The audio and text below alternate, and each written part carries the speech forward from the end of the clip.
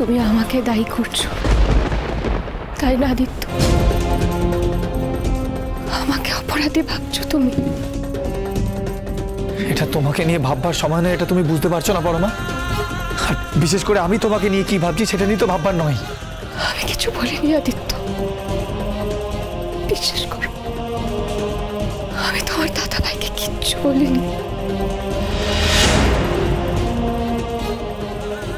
তুমি হঠাৎ এই কথাটা কেন বললে পরমা? আমি তো তোমাকে এরকম কিছু জিজ্ঞেস করিনি। তার মানে তোমার মনের ভেতরে কি কোনো অপরাধ বোধ কাজ করছে? চুপ করে থেকো না পরমা, বলো। তুমি যেদিন আমাকে ফোন করেছিলে দাদাভাই কোথায় ছিল? কে?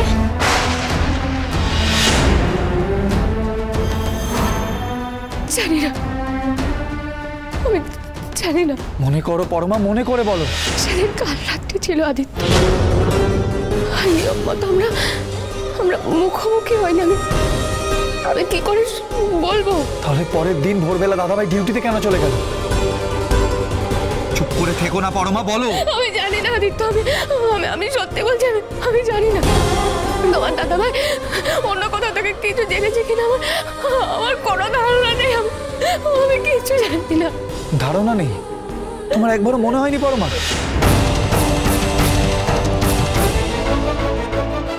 সেই মুহূর্তে আমার তোমাকে ছাড়া অন্য কিছু ভাবার মতো আমি সেই অবস্থায় ছিলাম না। তুমি আজকে বলার পর না আমার আজকে সব কিছু মনে আছে। আমি সত্যি জানি না, সত্যি জানি না কি হতে পারে। আমার এর আগে কিছু মাথায় আসেনি, আমার এর আগে একবারের জন্য মনে আসেনি। পরমা, তুমি আমার দাদাভাইকে বিয়ে করেছো, আমিও একজনকে বিয়ে করেছি।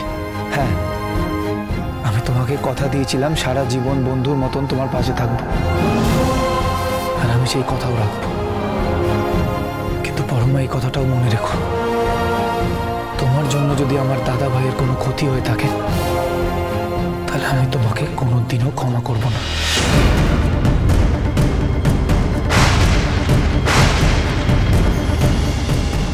আদিত্য, আমি কিছু করিনি আদিত্য, আমি সত্যি কিছু করিনি।